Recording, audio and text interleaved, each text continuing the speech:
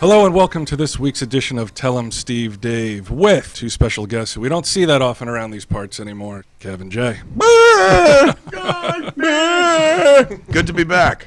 For those that don't know, man, I've known these cats since post-high school. We bonded over Batman.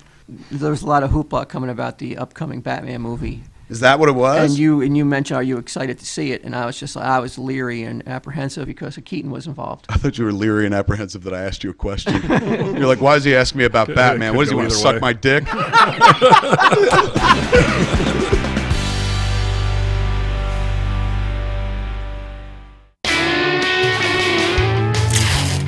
My name's Walt. I'm manager here at the Secret Stash. The Secret Stash is New Jersey's premier comic book store. We try to carry everything a fanboy needs. Comics, toys, Kevin Smith merchandise. Hey, Mike. I wouldn't consider myself a tough boss, but I expect a lot from my guys because I expect a lot from myself. Walter is Batman. He's ruthless, he's cunning, and he gets the job done. Here at the Stash, not only do we sell comics, but we also buy them. How you doing? On any given day, we have people bringing in comics from the 40s, magazines, action figures. People bring in mostly comic book collections that were printed in the millions, which I wish people would just chuck in the landfill. Michael is my second in command here at the Stash. So we're all set, huh? The character I would most liken Michael to would have to be Mr. Fantastic. He has to stretch in many different areas to cover all the things we ask him to do. As far as comics knowledge goes, Mike is second only to Walt. I have a passion for comic books, which is something that was frowned upon in the 80s and 90s, but now it's really cool to let your geek flag fly. Does Fat Albert qualify as a comic book character? If the Secret Stash were to assign the title of official ballbuster to anyone, it would probably be me. In the fanboy comic book world, Brian would probably be the Joker to Walt's Batman. Brian's role at Secret Stash is nebulous at best. Brian is actually not an employee of the Secret Stash. He lives in his mother's basement. He is the wisecracking older brother that none of us wanted. Not everybody takes it with good humor, but f*** 'em. Today you should go down to the high school when it lets out and start bothering girls. All right. Ming is our computer guru / whipping boy. It's his own fault. He makes it too easy. It breaks my heart to see Brian bust on Ming, I'm like, hey, you want a job? You want a job? because Ming has no defense. Those guys are always on me for something, it seems like. But, I love them nonetheless. I'm gonna text his wife and tell him he's creeping on chicks. Come on.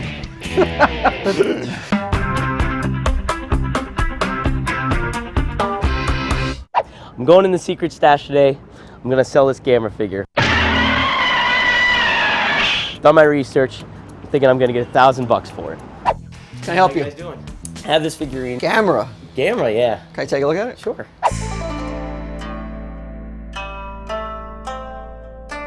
So let's talk turtle. Talk Turtle. Talk Gamera. Does the piece have any sentimental attached? Like, do you have anything to you? It really does. I mean, Gamera, he was kind of the underdog in comparison to Godzilla. Right. And he helped out people instead of killing people like Godzilla did. And I was born 3 months premature, always a step behind people and things like that. And so I found a lot of relation in Gamera. I could, as a kid, like if Gamera was real, I think he would befriend you. Thanks. All right, Dominic, I'm definitely interested. I'm going to tell you right off the bat, this figure, there's a lot of counterfeiting that goes on with them. It's like, counterfeiting a $100 bill. Okay. In an unrelated matter, can I interest you in a Gucci wallet? Can you imagine you have your choice to counterfeit money, jewels, anything, and you go for Gamera? Like, who's that guy? You know how huge giant monsters are in Japan? Really? It's not like America. Americans would. This is worth more than money? Yes. You're saying, okay. I'm really excited about this figure. I have a lot of clients who would be interested in this, and I don't think I'd have any problem moving it, but I gotta make sure this piece is the real deal. So I gotta call in the man who knows everything about Japanese toys. Rob Bruce. How you guys doing? Dominic, this is Rob Bruce. Hey, how are you? He's our resident toy expert. Walt and the guys at Secret Stash usually call me when they get a rare Japanese figurine in because they know I'm a real avid collector. Ah, Gamera. It's nice. They know that I can tell what's real and what isn't just from having so many toys over the last couple of years. It's a nice figure. Is it the real deal? Well, let's get to that. This is the Nito Gamera. would have been produced in the early 70s. A figure like this in 1972 would have gone for probably equivalent of $5. The minis came on big cards and they sold for $75. The first one in the line of all the Gameras, and they've made 30. First few were just kid-oriented, Saturday movie. Watched Gamera fight aliens. They did all sorts of kaiju figures. That's what Japanese monster figures are known as, kaiju Gamera was the friends of all children. Later became the defenders of the universe.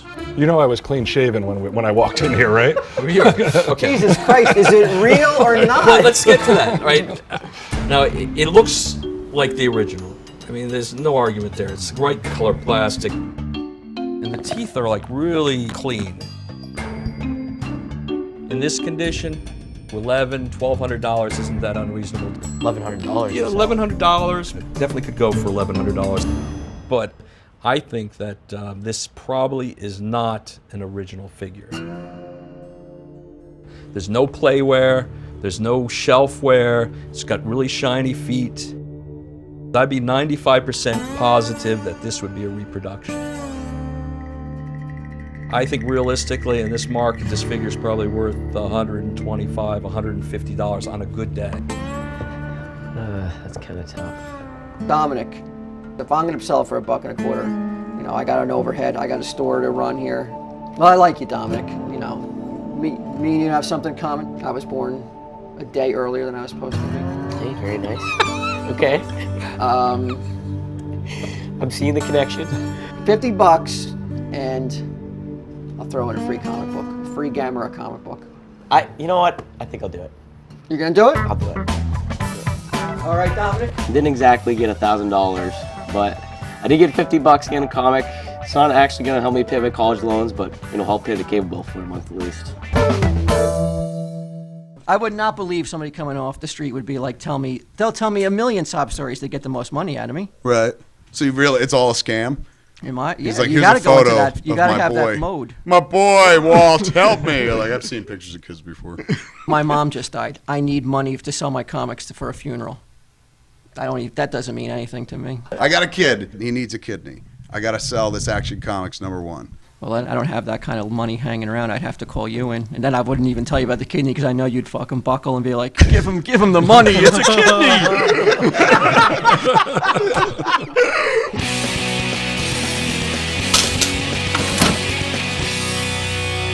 Hi, how you doing today? Good, how are you? I'm well. What can I do for you?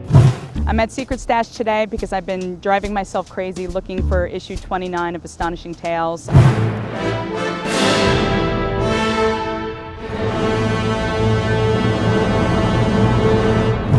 Longtime X-Men fanatic, collected since I was 12. My favorite current title right now is Uncanny X-Force, Okay. and it featured Deathlock in it, Right. so I collected all these Astonishing Tales. Okay. I found 25 through 36. I'm missing 29. Would you happen to have it here? We don't. So Lori came into the Secret Stash today trying to complete a run of Astonishing Tales. She's missing number 29, which is a fairly rare comic. Deathlock was in Astonishing Tales from 25. It was in 26, 27, and 28. Number 29, they missed their deadline. And this, either Doug Monch or Rich Buckler missed a deadline. Astonishing Tales had to go out, so they put a reprint of Guardians of the Galaxy from Marvel Superheroes 18, if I'm not mistaken. So that's why it's such a rare book. Okay. What I can do is make a few phone calls. There are a couple of avenues I have open to me. Okay. Comic book collectors get really geeky when it comes to their collections. So when we don't have a comic book in stock, we'll try and find it for the customer. May I just ask, is that a Stan Lee tattoo on your arm? Yes, it actually is. So you're a geek girl. I'm big time. I got to meet him in October at New York Comic Con, actually. So when I met him, I had a complete nerd boner. I mean, I freaked out. He's Stan the Man for a reason. I have a court order barring me from any contact with him Oh. anymore. He's an awesome guy, though. He looks like an angel when he's sleeping.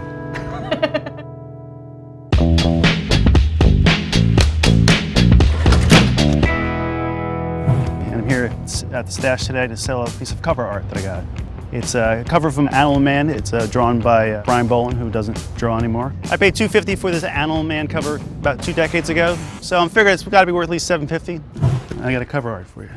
Wow, nice. Animal Man number 20 cover. 20, yeah, it is nice. I was pretty intrigued by this piece. The issue itself is pretty famous because that storyline was the first time that a comic sort of broke the fourth wall. It's the issue where he tries to commit suicide. Brian Bolin, huh? Yeah, from Judge Check Dredd, this out. 2018. Very nice. Hey, where'd you get it? Convention, bought it from Brian himself. Really? Yeah, and he doesn't use pencils anymore. It's all on the computer these days. Now, just looking at it though, it's not the normal comic book size artwork. What's really struck me as odd was the size of it. It seemed to be almost like a thumbnail, which is like what an artist does to get an idea what he's going to do before he takes it to pencils.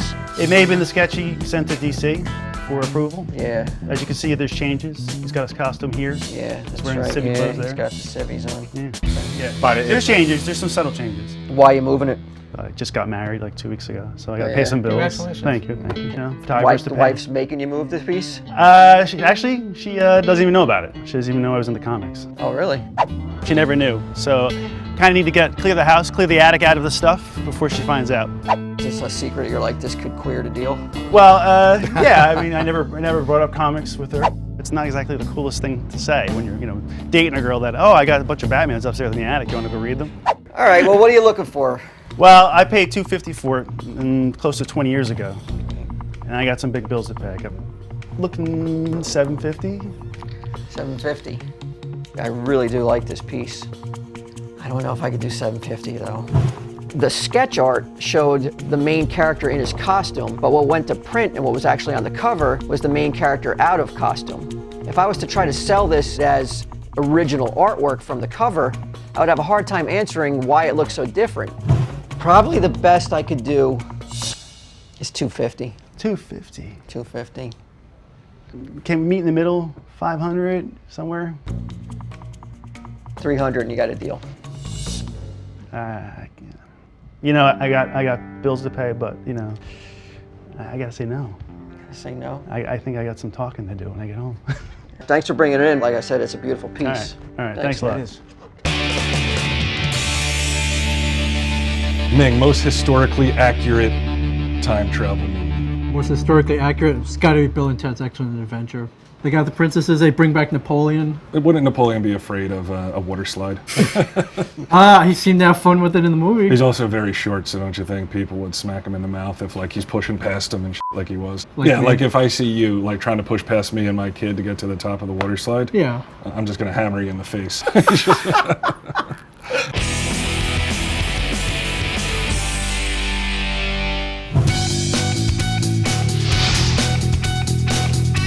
So Walt sends us over to Robert Bruce's house to acquire Astonishing Tales number 29. What, are you cooking dinner in here? All right, come on down. Watch your step. Welcome to the dungeon of toy mayhem. Got so much stuff. Where'd you get all this? Been collecting for the last 25 years. I collect just about anything, 60s, 70s, 80s related. Action figures, monster toys, Godzilla, Ultraman, comic books, records, marbles, Cracker Jack premiums, you name it. I've either owned it, found it. I probably have close to 100,000 items in my basement. I know I have the book that you guys are looking for, but I don't know where it's at. We're gonna have to dig for it. Rob Bruce's basement is small, it's hot, it's sweaty, kind of like Ming, and we now have to search through all these different boxes to find the comic. Are they in any kind of order? Yeah, sort of. There's toys, comic books everywhere, and we just start sifting through all that junk. That's it. Yeah, we're telling Walt I found it. How much do you want for it? $20. I'll give you 25. Save you Just the time and so we hassle. can get out of here. Thanks. Thank you. See you again. Girls come into the comic book store, but maybe more would come in if we had some girls, behind the counter. And I asked, do you have this certain issue? A tee-hee, I don't know. Oh my God! What is this, a girl? Did I go back in time to the 50s or something like that? I don't think any of you guys have seen a girl in decades, man. Oh, they don't tee-hee nowadays? No, now it's all. I'll come in and be like, "Hey, do you have Superman?" She's like, "Get out of here, fat loser."